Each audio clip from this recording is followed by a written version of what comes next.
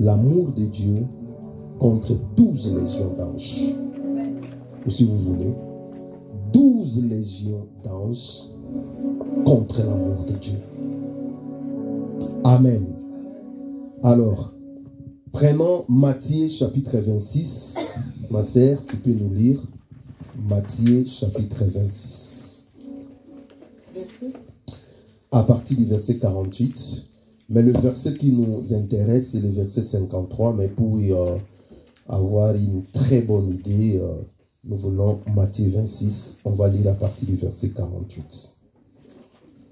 Celui qui le livrait leur avait donné ce signe.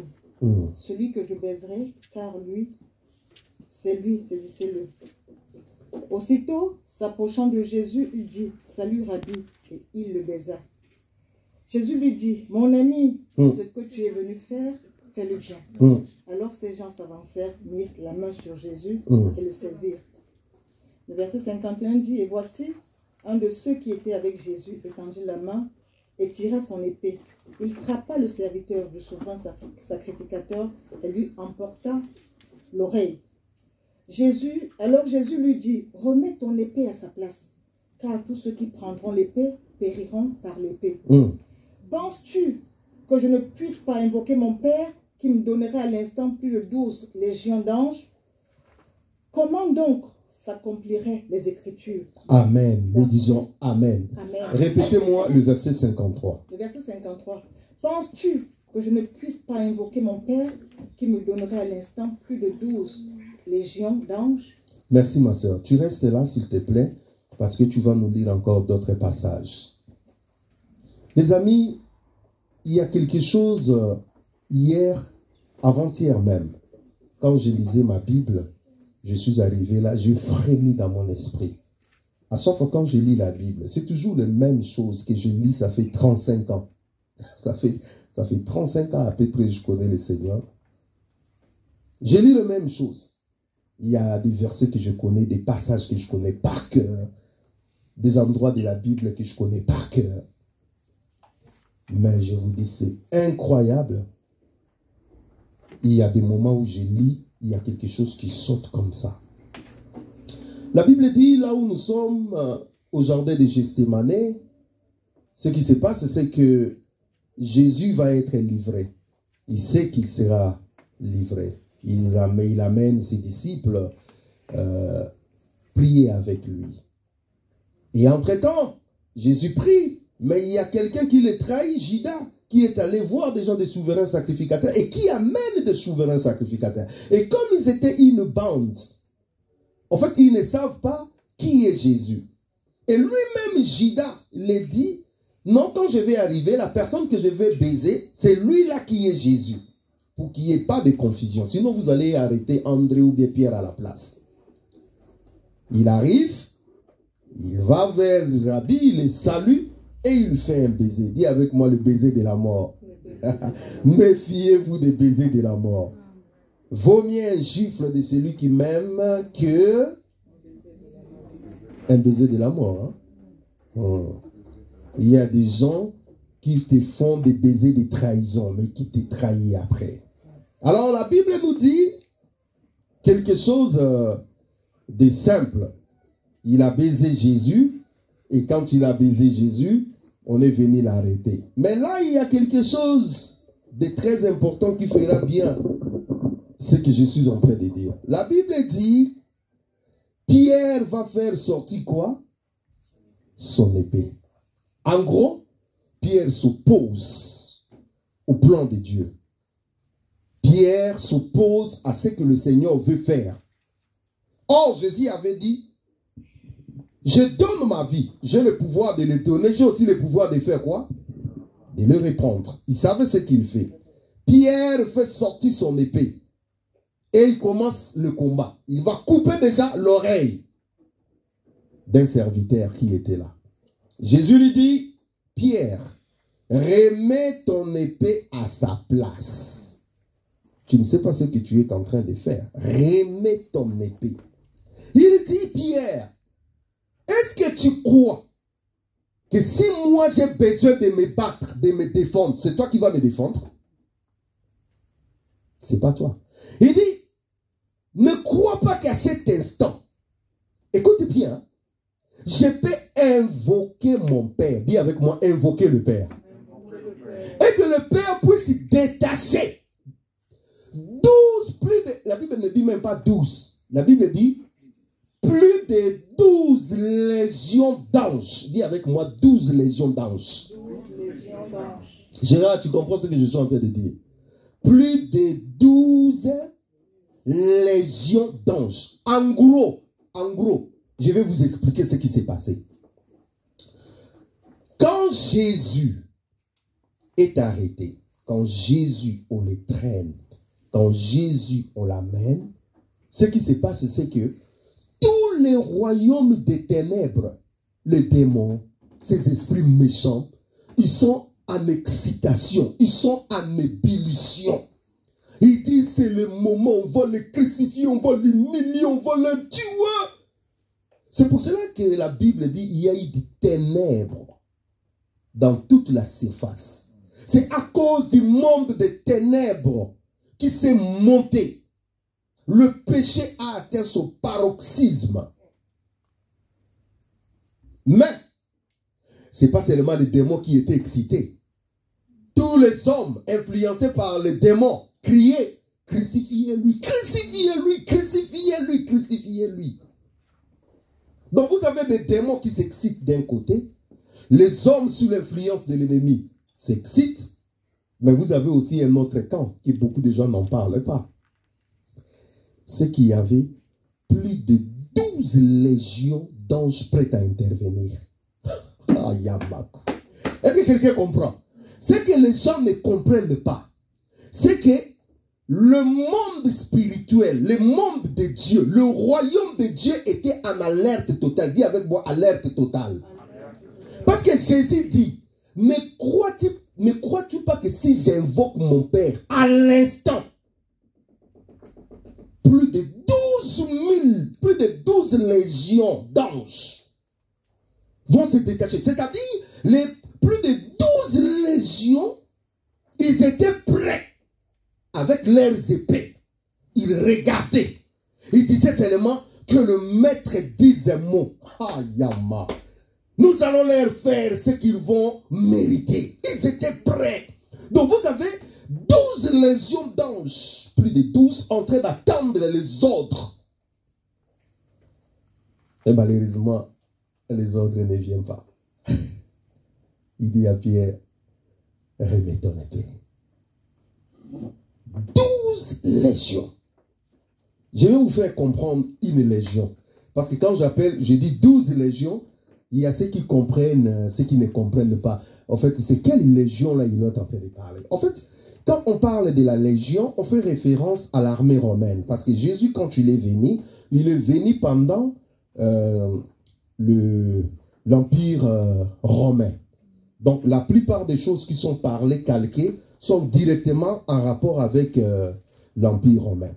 Or, dans l'Empire romain, une légion d'anges était à peu près, une légion de soldats romains était à peu près 4300 à 6000 soldats. Dis avec moi, 4300 à 6000 soldats. Donc, une légion de soldats romains était 4300 à 6000, ça dépend des époques, de tout. Donc, une légion, il y avait 6000 soldats. Donc, quand Jésus est en train de parler d'une légion, il a calqué ça par rapport à son époque pour transmettre le message. Une légion d'anges équivaut à peu près à combien? 6000 anges. Maintenant, faites un petit calcul. Quand on parle de 12 légions, cela veut dire qu'il faut prendre 6000 multiplié par combien? Par 12. Ça va nous donner combien? Les gars ici, ils se connaissent bien les calculs. Hein? Tu as vu comment il a fait les calculs? Déjà. Est-ce qu'on peut l'acclamer là? Il y a des gens intelligents. J'aime ça là. Moi, des calculs comme ça, ne comptez pas sur moi. Hein, où il y a des 0, 0, 0 derrière. Il ne faut pas compter sur moi. Je n'aime pas le mathématique. Lui, c'est un bon mathématicien. Donc, quand Jésus parle de 12 légions, cela veut dire qu'il y avait 72 000. Dis avec moi 72 000 anges. 72 000 anges. À peu près, hein. Là, bon, prenons même, on va arrondir à 70 000 anges. Mais ça pouvait être plus. Ça pouvait être aussi moins. Parce qu'il dit plus de 12 000. Ok?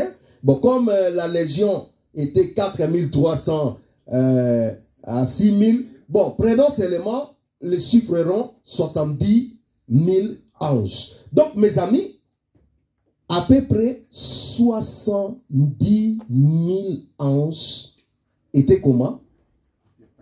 Étaient prêts à intervenir. Et Jésus le fait savoir, il dit, à l'instant même, si seulement je dis, bon Père, envoie.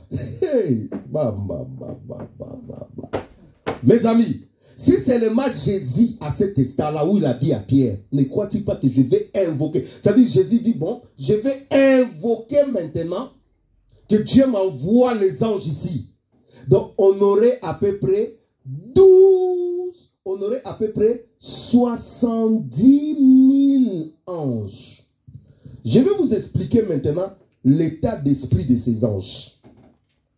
L'état d'esprit de ces anges sont que leur maître, leur Seigneur, leur roi, leur Dieu est en train d'être insulté par des humains, par des démons. On crache sur lui. Est-ce que vous pouvez imaginer leur état d'esprit? Je ne sais pas si quelqu'un comprend. Le roi de gloire, le créateur du ciel et de la terre, le maître de l'univers, le Dieu véritable, fait chair, est en train de faire quoi? De s'insulter. Les soldats romains le giflent.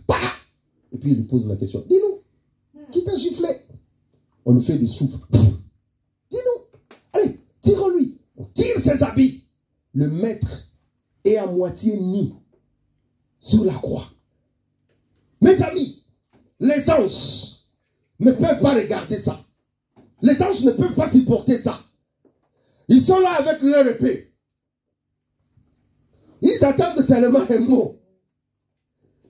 Je vais vous dire l'état d'esprit. Ma soeur, tu vas nous lire. Je vais vous montrer quand le chef est menacé, les gardes du corps, comment ils sont. Lisez avec moi dans 2 Samuel. 2 Samuel, ma soeur, lis avec moi. Je vais vous expliquer quelque chose pour que vous compreniez. 2 Samuel au chapitre 16. 2 Samuel au chapitre 16. On va commencer la lecture à partir du verset 5. 2 Samuel chapitre 16. Nous commencerons la lecture à partir du verset 5. Ma soeur, allez-y. David était arrivé jusqu'à Bachurin. Et voici, il sortit de là un homme de la famille et de la maison de Saül, nommé Shimei, fils de Guéra. Il s'avança en prononçant des malédictions. Et il jeta des pierres à David et à tous les serviteurs du roi de David. Tandis que tout le peuple et tous les hommes vaillants étaient à la droite et à la gauche du roi. Attends. Écoutez ce qui se passe. David arrive à Béchiram.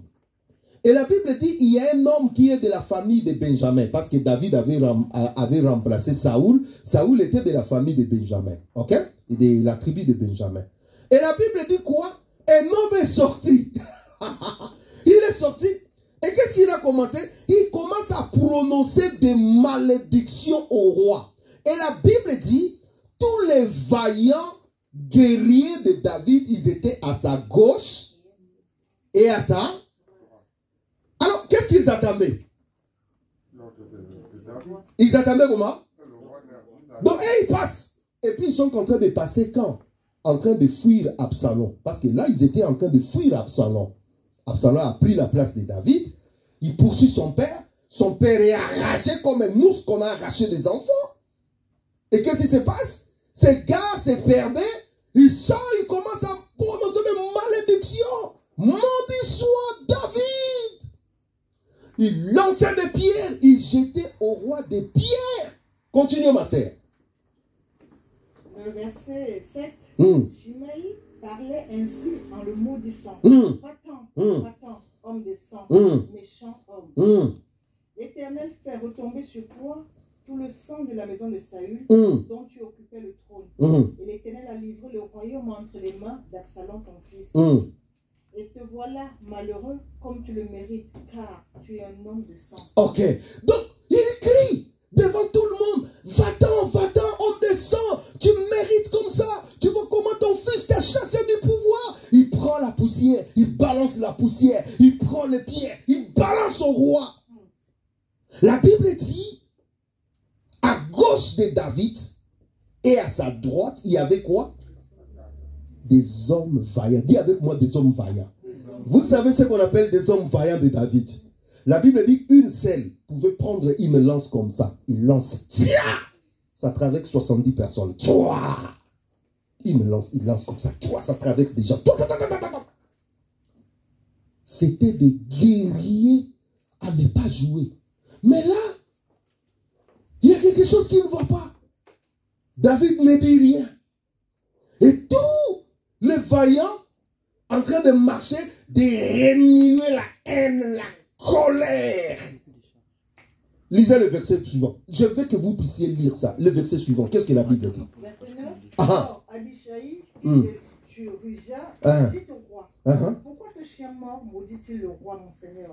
Laisse-moi, je te prie, aller lui couper la tête. Mais le roi dit... Non, stop. Abishai, il voit que le roi ne réagit pas. Dis avec moi, le roi ne réagit pas. Le roi, il a d'autres plans. Abishai, ça doit être le frère de Joab. Joab, c'est le chef d'état-major de l'armée d'Israël. Son frère Abishai, fils de Tchérouja. Et il dit au roi, mon roi, s'il te plaît, comment ce chien mort, dis avec moi ce chien mort, il ne parle même pas, c'est un homme, hein. Il dit, comment ce chien mort peut maudire mon roi et faire quoi? Et vivre. Il dit, s'il te plaît, laisse-moi aller lui faire quoi? Est-ce que vous voyez la réaction lorsque des gardes du corps, des vaillants, des gens, lorsque leur roi est menacé? Vous voyez la réaction? Eh bien, c'est la même réaction que les anges avaient. Je vous ai fait comprendre cela pour vous faire comprendre l'état d'esprit des anges à ce moment-là. Donc, c'est-à-dire, leur roi, leur seigneur, leur maître, leur Dieu, le créateur du ciel et la terre, en train de se faire gifler, en train de se faire humilier, on l'a déshabillé. En fait, tous ces anges-là n'avaient qu'une seule ambition, une seule chose dans leur cœur. Seigneur, donne-nous seulement les autres. Nous en finissons avec eux.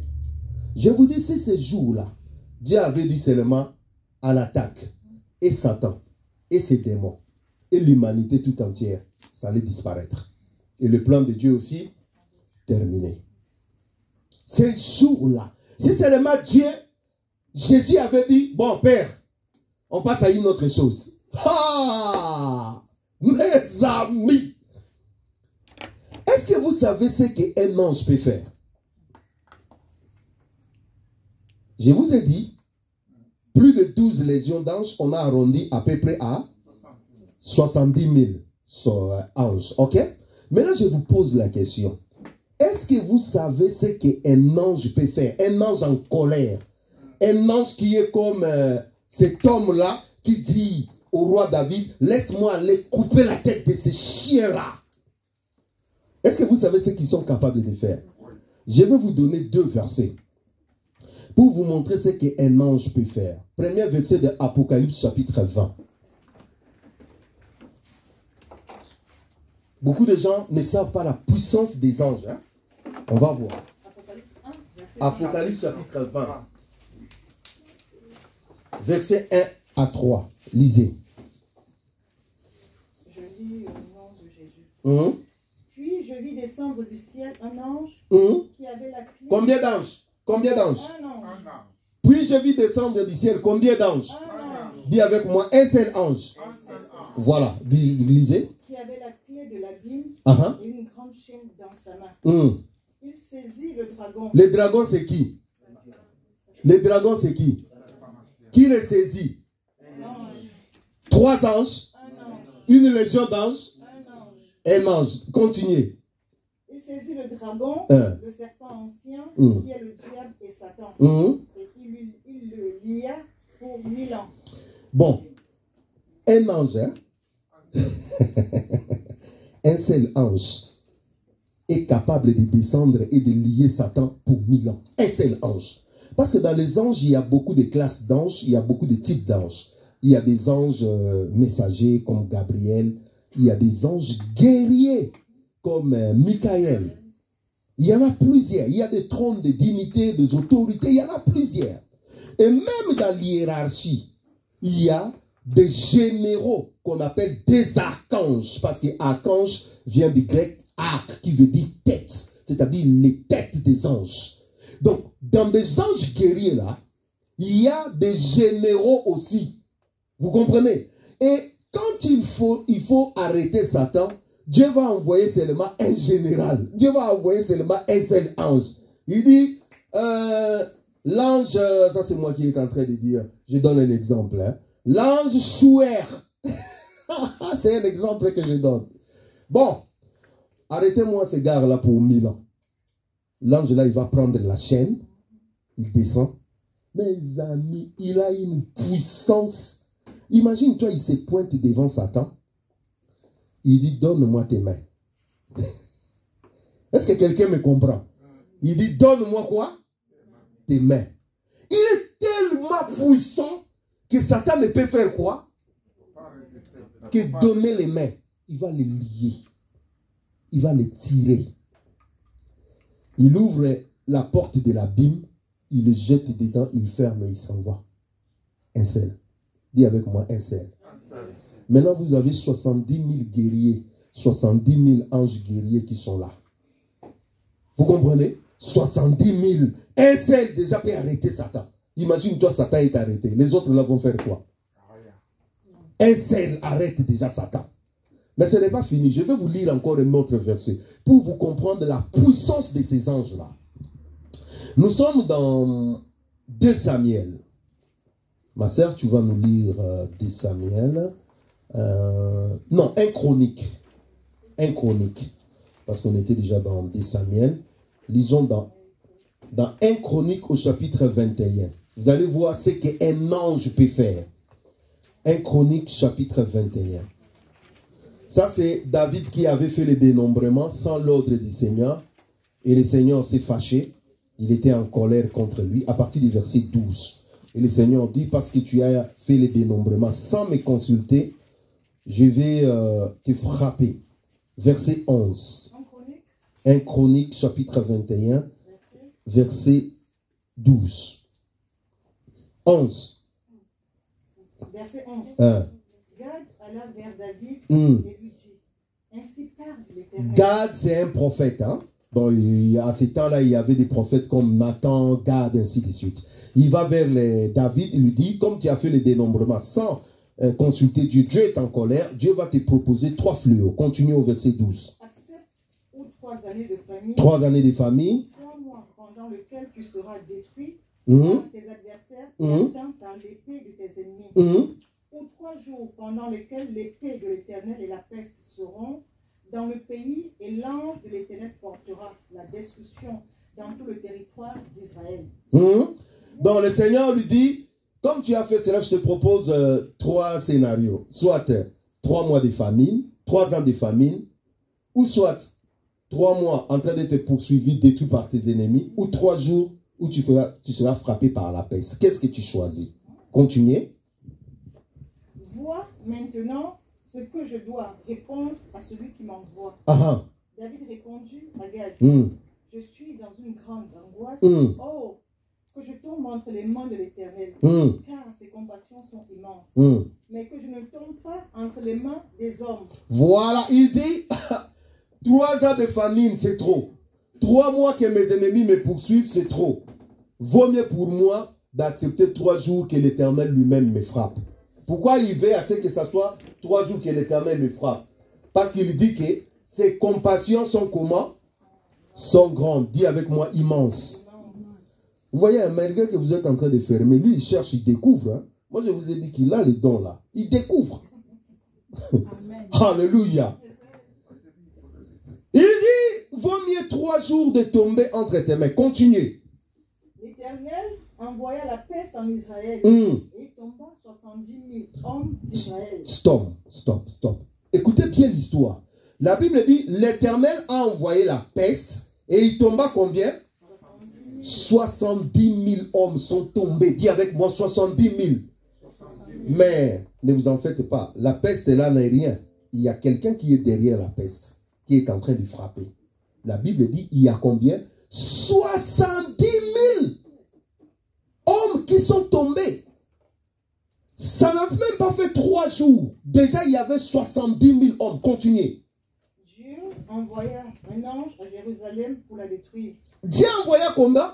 Un ange. Dis avec moi un ange. Dieu a envoyé des anges? Non. Dieu a envoyé 3 anges? Non. Dieu a envoyé combien d'anges? Et un ange, il a détruit combien? 70 000. Je ne sais pas si vous comprenez. Dieu envoie un ange, un seul ange. Et l'ange va détruire combien? 70 000. Un ange qui détruit 70 000 personnes. Et là, continuez. Tu vas voir ce qui s'est passé. Et comme il la détruisait, l'Éternel regarda et se repentit du mal. Et il dit à l'ange qui détruisait, assez, retire maintenant ta main. L'ange de l'Éternel se tenait près de l'air d'Ornan des Jébusiens. David leva les yeux et vit l'ange de l'Éternel se tenant entre la terre et le ciel. Stop. La Bible dit, quand David a levé les yeux du côté de l'air des Jébusiens, il voit un ange avec le paix en train de les remuer. Il se tient entre la terre et le ciel. Et il est en train de détruire. Et il a fait déjà tomber combien? 70 hommes. Et vous savez ce qui s'est passé? C'est Dieu qui l'a dit, assez. Dieu dit ça. Il dit assez. Retire maintenant ta main. Donc c'est-à-dire, si Dieu ne lui avait pas dit là, le gars là, il allait continuer à ravager. Il allait continuer à tuer. Alors que c'était 3 jours. Je ne crois pas que tout Jérusalem là, ça allait finir, hein, mes amis. Il allait tout ravager. Hein. Lui, son travail, c'est ça. Lui, il n'a pas pitié. Lui, il n'a pas le cœur. Lui, il suit ce que son maître lui dit. Le maître dit détruit. Il fait quoi? Il détruit. En détruisant là, il dit merci Seigneur. Il fait le travail. Il est dans la joie. Un seul ange, il a tué 70 000. Et Dieu, et là, ce n'était même pas 3 jours. C'est Dieu qui lui dit arrête parce que la mission était de 3 jours. Mais Dieu lui dit arrête. Et David lève la main comme ça, lève les yeux. Il voit cet ange avec le paix entre ciel et terre à l'aile d'Oma. Et continuez, qu'est-ce qui se passe? Alors, David leva les yeux et vit l'ange de l'Éternel se tenant entre la terre et le ciel et ayant à la main son épée nue tournée contre Jérusalem. Alors David et les anciens couverts de sacs tombèrent sur leur visage. Ok, stoppez là. Quand David et les anciens ont vu cet ange, ils se sont couverts les visages, pas devant l'ange, hein, mais devant l'Éternel, c'est bien précisé. Ils se sont couverts des sacs, ils couvrent, ils tombent devant l'Éternel et ils disent Seigneur, aie pitié de nous, aie pitié de nous. Et David dit au Seigneur, il dit Seigneur, c'est moi qui ai péché contre toi, mais les pauvres que tu es en train de les tuer là, aie pitié d'eux. Et le Seigneur envoie Gad. L'ange, c'est l'ange qui parle à Gad. Il dit, dis à David de monter à l'aile d'Oma. Là où lui il s'était né là. C'est là où les temples, vous voyez les temples de Jérusalem là, là où c'est battu là. C'est là où l'ange là s'était né. Et il dit, dis à David de monter à l'aile d'Oma. Et à l'aile d'Oma, il y a quelque chose qui se passe. Lisez le verset 20. Vous jouez avec Dieu. Il y a déjà, dis à ton frère, tu joues avec Dieu. Tu n'as pas encore vu Dieu. Dis à ton frère, tu joues avec Dieu. Voilà. Verset 20. Ornan se retourna et vit l'ange. Ornan, c'est le propriétaire de l'aile d'Oma. C'est lui qui était, cette terre-là lui appartenait. Écoutez, il vit l'ange. Oma, il vit l'ange. Il vit l'ange et ses 4 fils. Et ses 4 fils avec lui, il vit l'ange. Se cachèrent avec lui. Dis avec moi, ils ont couru, ils sont allés se cacher. Vous avez compris ce qui se passe? Donc, Orma, lorsqu'il était là, entre ciel et terre, non seulement David et les anciens l'ont vu, mais aussi Orma, qui est le propriétaire de l'aile d'Orma, il fait quoi? Il regarde, hein, il voit l'ange avec son épée. Orma et ses 4 fils, ils ont fait quoi? Ils ont taillé. Dis avec moi, ils ont taillé. Ah! Mes amis, ils ont taillé. Et écoute ce qui se passe. Dieu dit à David, monte maintenant à l'aile de Orma, et là tu vas me bâtir un autel. Et tu vas me faire des sacrifices. C'est comme ça que la plaie va s'arrêter. Et David, il court. Il court maintenant vers l'aile d'Orma. Quand il arrive, Orma, il voit David en train de venir. Il vient, il tombe devant David. Écoutez bien ce que j'ai à vous dire.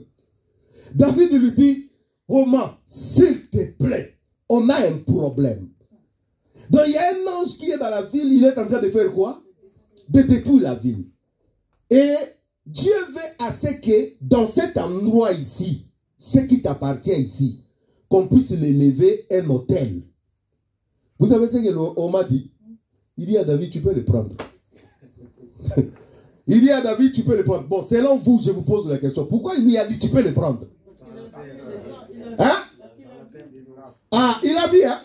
Il a vu la gloire de Dieu. Hein? Vous savez pourquoi vous ne donnez pas? Vous savez pourquoi vous ne donnez pas? Parce que vous n'avez pas encore vu. Vous n'avez pas encore vu la gloire de Dieu. Vous n'avez pas encore vu la puissance de Dieu. C'est pour ça même quand on te dit donne, tu ne donnes pas. Tu n'as rien vu. Pourquoi tu vas donner? C'est celui qui a expérimenté la gloire de Dieu qui peut donner. Parce qu'il sait ce qu'il a vu. Toi, tu n'as pas expérimenté la gloire de Dieu. Tu vas donner comment? Lui, il a vu l'ange et ses enfants. Laissez-lui. Alléluia. Lui, il a vu l'ange avec ses enfants. Il s'est taillé. Ce jour-là, il a dit, c'est fini. Peut-être même dans sa vie, c'était la première fois de voir un ange. Hein? Il s'est caché. Quand on vient lui dire que non, donnez ça. Il dit, mon Seigneur, tu peux le prendre comment? Gratuitement. Prends ça. David, il dit, non, non, non, non, non, non, non, non, non, non, non, non, non. Je ne prends pas ça gratuitement. Je ne peux pas donner à Dieu ce qui ne m'a pas coûté. C'est ce que David dit. Je ne peux pas donner à Dieu ce qui ne m'a pas coûté. Donc, il a pris des cycles d'or. Il a pris des biens. Il a donné à quoi? À Orma. Il dit, pour que tu ne dises pas que tu m'avais donné quelque chose de gratuit. Non! Mes amis, ne donne jamais à Dieu ce qui ne t'écoute pas. Alléluia. Même quand tu veux donner quelque chose, voyez même des petits trucs que nous donnons là. Hein? Voyez des petits collations que nous faisons là. N'allez pas ramener des choses des restos du cœur gratuits que tu as pris, tu amènes. Non! Ça, je vous dis la vérité, c'est un secret. Hein? Fais sortir ton argent. Achetez et venez donner. Donne toujours à Dieu quelque chose qui t'écoute. Quand tu donnes à Dieu, tu sens dans ton cœur quelque chose te fait. Dieu aime ça. Parce que Dieu, c'est un grand Dieu. Tu ne peux pas lui donner des choses, des brebis chétives. Cela veut dire que tu n'as pas encore expérimenté Dieu. Est-ce que quelqu'un comprend? Est-ce que vous avez compris l'histoire? Alors, si un ange, lui seul, est capable de tuer 70 000 hommes,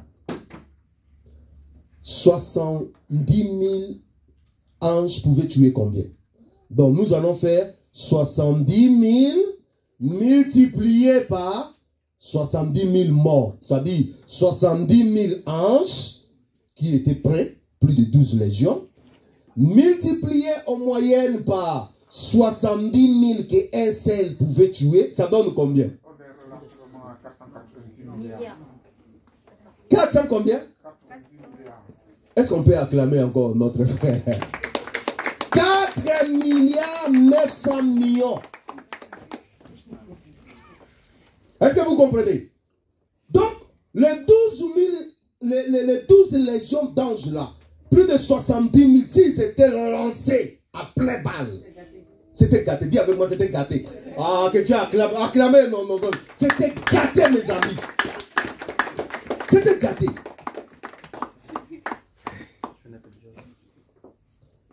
« 4 milliards 900 allait tomber comme ça. » Vous savez, la population mondiale, aujourd'hui, on est à combien? 6 milliards. 7 milliards, il semblerait. J'ai regardé hier sur l'Internet. À peu près 7 milliards. Bon, à cette époque-là, il y a 2000 ans passés, vous voyez que la population mondiale, on était combien? Je ne crois même pas qu'on était 1 milliard. Je ne crois même pas qu'on était 1 milliard.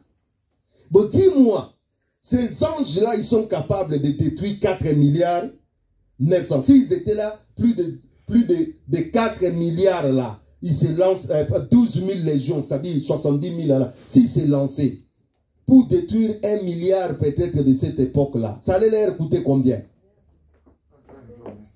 Vous voyez que l'humanité a couru un danger, hein, mes amis. Si Jésus avait dit seulement, Père, envoie des légions d'anges, moi et toi, on n'allait pas se tenir là. L'histoire de l'humanité allait se terminer ce jour-là. Les anges allaient tout nous ravager. Mais le problème, écoutez bien là où je vais finir. Les anges, ils étaient face à l'amour de Dieu. Car Dieu a tant aimé le monde. Il a donné son Fils, afin que quiconque croit en lui ne périsse pas, mais qui ait la vie éternelle.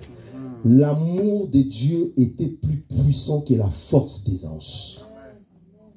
L'amour de Dieu était plus fort que sa puissance qui peut détruire. Donc Dieu a pesé. Il a dit entre Wesley, entre Emmanuel, entre Grâce, entre Valérie, entre Bibiche, quel est le choix que je dois faire? M'humilier ou bien le sauver? Entre Blaise, entre Yvette, entre Winner, quel est le choix que je dois faire? Accepter l'humiliation ou détruire? Regardez là où ça s'est passé avec David, là où nous avons lu. Quand cet homme était en train de lui lancer les pierres, quand cet homme-là est venu vers lui, il dit, comment ces chiens peuvent maudire mon roi et vivre? Donne-moi l'ordre d'aller lui couper la tête. David a dit quoi? Ne le tue pas. Ne le tue pas. Laisse-lui continuer à faire comme ça. Peut-être que Dieu verra ces insultes et la misère qu'il est en train de me faire et il aura pitié de moi. Vous voyez que le roi a d'autres dispositions. Le roi accepte l'humiliation.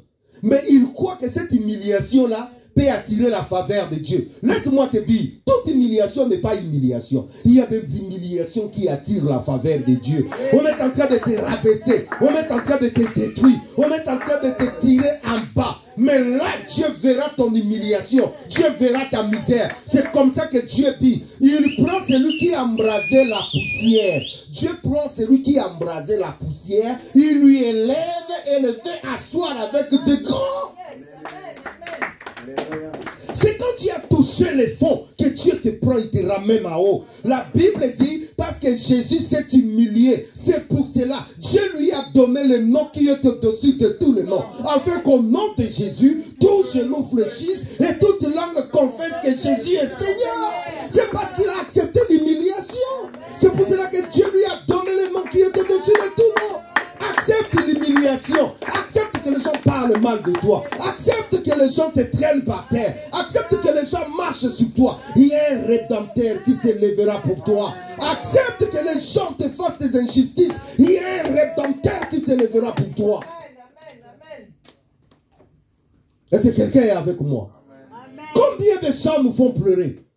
Même des gens qui nous font pleurer, ce sont des gens normalement qui nous doivent de respect, qui nous doivent de considération. Des gens que nous avons aidés, des gens que nous avons... Il y a même des gens que nous avons portés dans nos ventres, mais qui nous humilient, qui nous écrasent. Laisse-moi te dire, un homme peut t'écraser, mais Dieu te lèvera. Ton Dieu n'est pas mort. Ton Dieu n'est pas mort. Ton père peut t'écraser, ta mère peut t'écraser, tes frères peuvent t'écraser, tes enfants peuvent t'écraser, mais Dieu te lèvera. Les gens ne te prennent pas au sérieux. Mais il y a un jour, ils vont te prendre au sérieux. Le jour où Joseph a dit à ses frères que j'ai vu le soleil, la lune et les étoiles s'incliner devant moi. Ils l'ont pris, ils l'ont tapé, ils l'ont jeté, ils l'ont vendu. Mais lorsque la promesse s'est accomplie, ses frères, sa femme, ses parents, tout le monde s'est incliné devant lui. Ce que Dieu dit est oui et amen. On ne se bat pas avec la prophétie. Je suis en train de te dire, ce que Dieu t'a dit, ça va s'accomplir. Si Dieu t'a dit que les portes de l'Europe sont à toi, même à la dernière minute, l'Europe va fléchir devant toi. Même si on refuse de te donner les papiers, il arrivera un moment où le préfet dit, je n'en peux plus. J'ai déjà épuisé toutes les stratégies pour ne pas lui donner. Maintenant, il faut lui donner.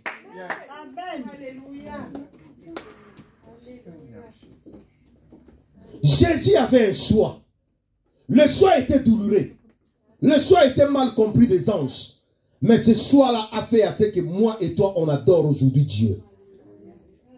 Jésus avait un choix. Ne répondez pas à tout. Ne soyez pas... Les gens te parlent, toi tu réponds. Pourquoi tu veux répondre à tout? Pourquoi est-ce que tu es obligé de répondre à tout? Il y a des moments où... C'est pour cela que Paul dit quelque part. Pourquoi ne souffrez-vous pas quelques injustices? Donc à un moment donné dans la vie, il faut souffrir des fois quelques injustices. Laissez Dieu te justifier. Les réseaux peuvent parler de toi. Mais laisse Dieu te justifier. Imagine-toi, je t'explique. Je serai fatigué. Mais Dieu peut expliquer à tout le monde. Alléluia. Qui te dit que c'est fini dans ta vie? Aïe, c'est pas fini dans ta vie. Ça ne fait que commencer. Tu sais à quel âge Sarah a eu son fils?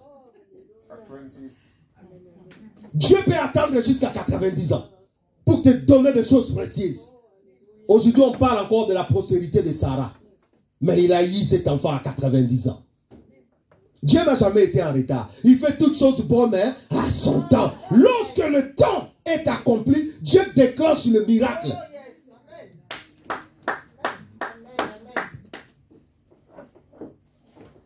L'amour de Dieu était plus fort dans le cœur de Jésus.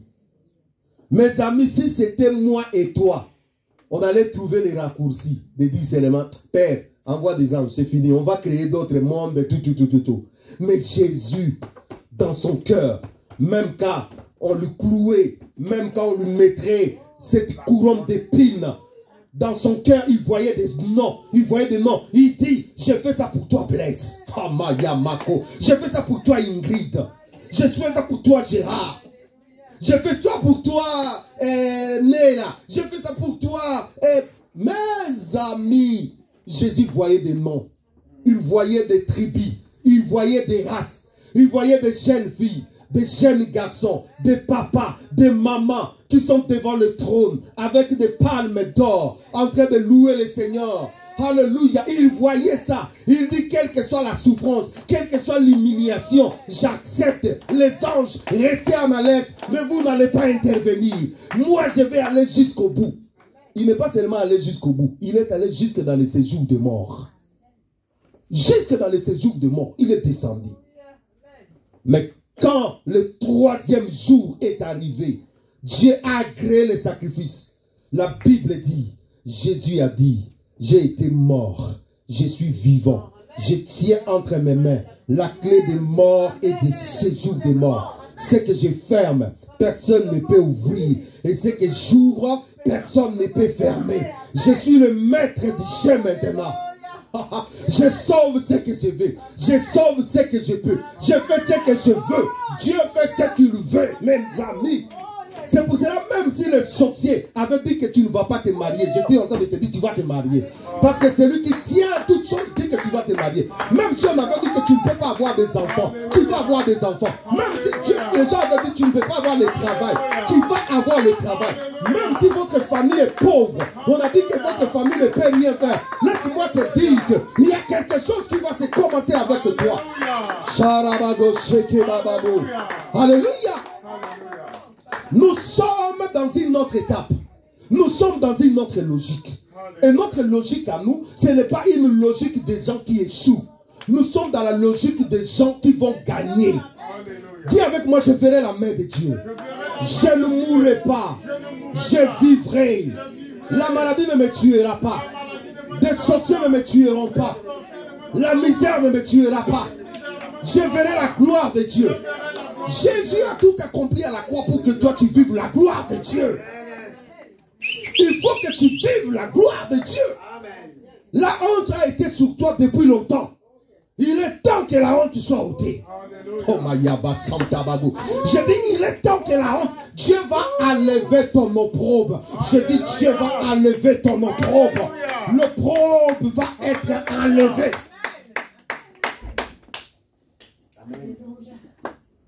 Dieu va enlever ton opprobre.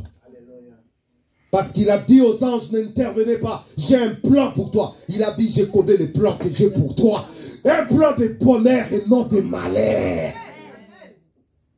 Dieu a un plan pour toi. Dieu a un plan pour ta famille. Mes amis, moi j'ai traîné dans la rue. Moi j'étais dans la rue. Tout était déjà fini.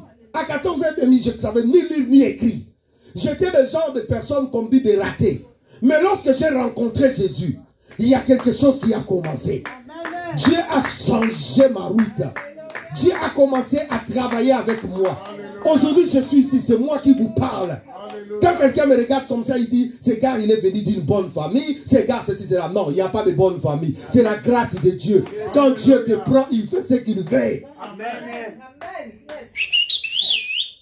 Attends-toi à un miracle dans ta vie. Hein, Bibiche? Attends-toi à un miracle dans ta vie. Je dis, attends-toi à un miracle dans ta vie. Même si ta famille est pauvre là, le Seigneur peut mettre un millionnaire dans ta route. Oh, je dis un millionnaire dans ta route. Il t'aime à la folie là. Tu lui dis que va sauver même tout mon village. Tous les villages là, les gens sont bénis à cause de toi.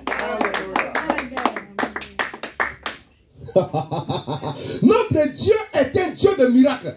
C'est que moi je ne saurais pas faire dans ma vie, mes enfants vont le faire. C'est-à-dire là où moi je vais m'en limiter, mes enfants vont aller plus loin.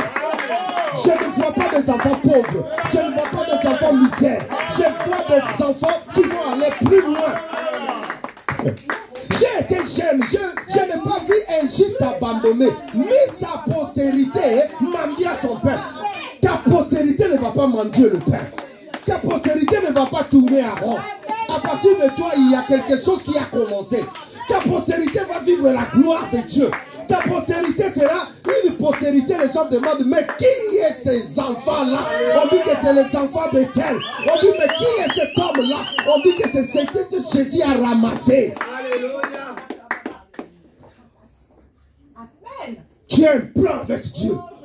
Je suis en train de déclarer à quelqu'un qui ne va pas mourir. Tu vois toutes ces maladies qui sont en train de t'embêter. Ils vont t'embêter, ils vont t'embêter, ils vont se fatiguer. Je dis à quelqu'un, les maladies vont se fatiguer. Toi, tu vas toujours continuer. Tu ne mourras pas. La maladie va se fatiguer. Toi, tu vas toujours continuer à servir ton Dieu. Tu ne mourras pas. Je déclare pour la 3e fois. La maladie va se fatiguer. C'est la vérité. Dieu t'a ramené dans cet endroit. Dis avec moi, mon mariage est devant moi. Amen. Même si ton mari est têtu, il viendra faire le mariage ici. Amen. Je dis à quelqu'un, même si ton mari est têtu, il viendra faire le mariage ici. Amen. Dieu est Dieu puissant. Le Dieu que nous prêchons, le Dieu que nous prions, il est tellement puissant. Amen. Vous savez, quand Dieu veut bénir quelqu'un, il s'en fout de qui tu es, de qui tu as. Est-ce que tu as quelque chose en banque? Dieu s'en fout.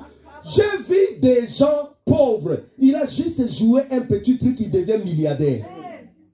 Quand Dieu veut bénir quelqu'un, il le bénit. C'est tout. Alléluia. Est-ce que quelqu'un est avec moi? Est-ce que quelqu'un est avec moi? Est-ce que Dieu est là? Amen.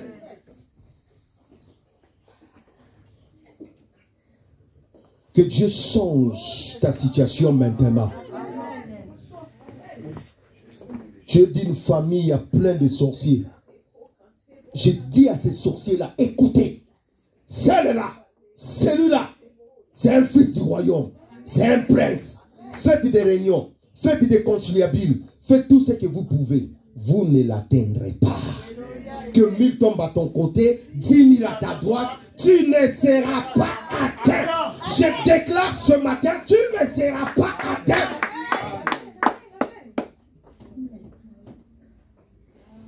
sont libres de t'envoyer même les cancers. Dis avec moi, le cancer ne me tuera pas.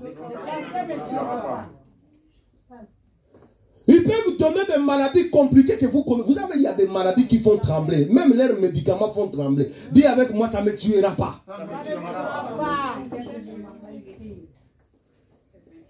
Tu peux aller travailler à la chaîne, tu peux aller travailler. Mais malgré cela, dis, je deviendrai toujours riche.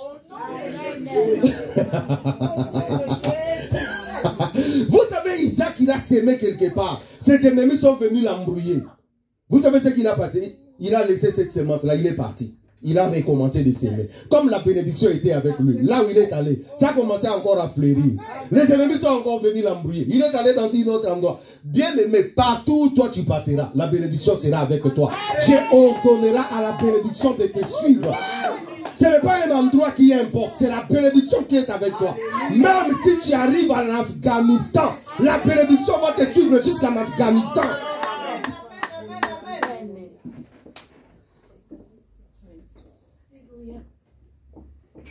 Oh, je sens que Dieu a reçu le cœur de quelqu'un ce matin.